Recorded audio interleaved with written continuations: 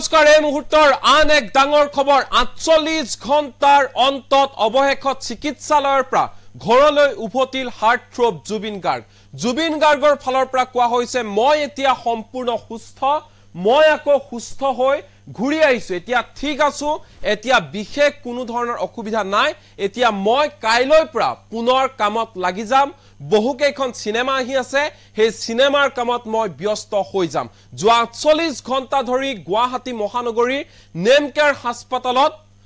ভৰ্তি হৈ আছিল হাৰ্টথ্ৰব জুবিন গাৰ্গ আৰু ৪৮ ঘণ্টাৰ অন্তত অৱশেষত ঘৰলৈ উভতিছে হাৰ্টথ্ৰব জুবিন গাৰ্গ এই মুহূৰ্তত লৈ আহিছো জুবিন গাৰ্গক লৈ বিগ আপডেট মই আকৌ সুস্থ হৈ ঘূৰি আহিছো এতিয়া ঠিক আছো এতিয়া বিশেষ কোনো ধৰণৰ মোৰ অসুবিধা নাই কাইলৈ পৰা আকৌ কাম আৰম্ভ কৰিম এয়াই হৈছে জুবিন গাৰ্গ এতিয়া বহুত দৰব দিছে সুফল পাম বুলি আশা কৰিছো প্ৰায় ২৫,০০০ টকাৰ দৰব খাইছো বুলি উল্লেখ কৰিছে জুবিন গাৰ্গে কেতিয়াবা নিজে ডাক্তৰ হৈ যাওঁ সেলাইন লওঁ নিজে নাৰ্সক কিমান চিঞৰি থাকিম নিজে সকলোবোৰ শিকি লৈছো এনেধৰণে মন্তব্য প্ৰকাশ কৰিছে সংবাদ মাধ্যমৰ সন্মুখত হাৰ্টথ্ৰব জুবিন গাৰ্গে মোৰ পাগলামি সদায়ে থাকিব কেবাখনো সিনেমা আহি আছে মই এতিয়া সিনেমাৰ কামত ব্যস্ত হৈ থাকিম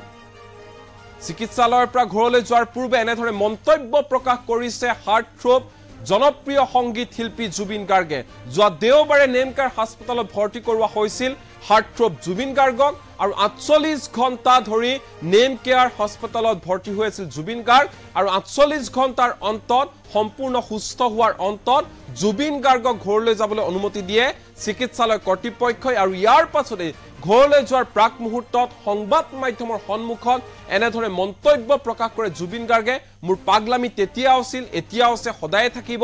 মই নিজে কেতিয়াবা ডাক্তৰ হৈ যাওঁ নিজে সেলাইন লওঁ নিজে বেজি লওঁ নাৰ্সক দেখি দেখি ডাক্তৰক দেখি দেখি মই সকলো শিকি লৈছো বুলি ৰক্ষিকভাৱে মন্তব্য প্ৰকাশ কৰিলে জুবিন গাৰ্গে পলম নকৰো কি কৈছে হাৰ্টথ্ৰব জুবিন গাৰ্গে শুনোৱা হওক কিবা বছৰ আগতে এবাৰ হৈছিলে মাজতে এবাৰ অকণমান বেয়া হৈছিলে এবাৰ আকৌ মাথা কিবা এটা হ'ল এতিয়া ৩-৪ দিন ইয়াত থাকিলোঁ থাকি ২৫,০০০ মান টেবলেট খুৱাই দিলে নাজানো আৰু কিন্তু আকৌ সুস্থ হৈ ঘূৰি আহিছোঁ এতিয়া আকৌ কামত ধৰিম আজি আমাৰ নাটকো আছে আজি অভিনয়ৰ সৰু ল'ৰা ছোৱালীৰ নাটক আছে কলাক্ষেত্ৰত মাধৱদেৱ প্ৰেক্ষাগৃহত তালৈকো যাম গধূলি চ' কালিৰ পৰা আকৌ আৰম্ভ কৰিম কাম ২-৩খন চিনেমাৰ কাম চলি আছে একেলগে চ' মই কাম এৰি থাকিব নোৱাৰোঁ গতিকে চবেই কৈছে যে কেইদিনমান ৰেষ্ট ল'ব ৰিলিজ কথা নাই ঠিক হৈ আহিছোঁ যদি আকৌ কামত ঘূৰিম কামবিলাক এতিয়া আজিকালি মই আগতে গোটেই ৰাতি কাম কৰিছিলোঁ ৰাতিপুৱালৈকে আজিকালি সেইটো কমাই দিলোঁ মই তথাপি ১-২টা বাজে তাৰপিছত শেষ কৰিব নোৱাৰোঁ এনিৱে অলপ সময় লৈ পেলাই তেনেকৈ কাম কৰিবলৈ চেষ্টা কৰোঁ আৰু যিখিনি কাম আছে এতিয়া সদ্যহতে হাতত কাৰণ চিনেমাবিলাক ৰিলিজৰ সময় আহিছে গতিকে ৰিলিজৰ আগে আগে কামখিনি শেষ কৰি দিব লাগিব দুখন চিনেমাৰ কাম আছে এখন চিকাৰ আহি আছে অতি সোনকালে তাৰপিছত এখন আমাৰ মুনীন বৰুৱা ছাৰৰ ওপৰত বায়'পিক এখন বনাইছোঁ আমি ভাইমন বুলি তাৰ কাম চলি আছে তাৰ গানৰ কামো আছে প্ৰথমতে মই এই দুখন কামৰ এই চিনেমাৰ মই কাম শেষ কৰি ল'ম তাৰপিছত থিয়েটাৰবিলাক আছে থিয়েটাৰ গান গাই আছোঁ মাজে মাজে এটা দুটা চ' লাহে লাহে তেনেকৈ মিলাই পেলাই কাম কৰিম আৰু সেইটোৱে কথা বাকী সকলোকে ধন্যবাদ সহযোগ কৰাৰ কাৰণে আৰু মোৰ মন ভালে আছে আপোনালোকৰ প্ৰতি সদায় থাকিব এতিয়া ঠিক আছে এতিয়া প্ৰব্লেম নাই একো মই আজি এৰিম আৰু কাৰণ মই কালিয়ে গুচি যোৱা কথা আছিলে আজি আকৌ ৰাতিপুৱা কিবা এটা টেষ্ট কৰিলে মই চ' সেইটো কাৰণে মই কালি ৰাতি থাকি দিলোঁ এতিয়া আজি ওলাই যাম আকৌ নাটক আছে নাটকত যাম এবাৰ ষ্টুডিঅ'লৈ যাম এবাৰ কেইবাদিনো যোৱা নাই আৰু কালিৰ পৰা ভালকৈ আকৌ কাম ষ্টাৰ্ট কৰিম মেডিচিন খাওঁ মেডিচিনটো মানে কি এতিয়া বহুত কিবা কিবি মেডিচিন দিছে চ' মানে গোটেই জীৱনৰ কাৰণে দিয়া নাই বাৰু অলপ দিনৰ কাৰণে দিছে চ' গোটেই কোৰ্চটো কমপ্লিট কৰোঁ চ' সুফল পাম বুলি আশা কৰিছোঁ ভাল দৰৱে দিছে নিশ্চয় আৰু আকৌ কিছুমান ৱৰ্কআউট ষ্টাৰ্ট কৰিম বুলি ভাবিছোঁ নতুন চিনেমাৰ কাৰণে কেইবাখনো চিনেমা আছে 3খনমান চিনেমা আছে হাতত সো অকণমান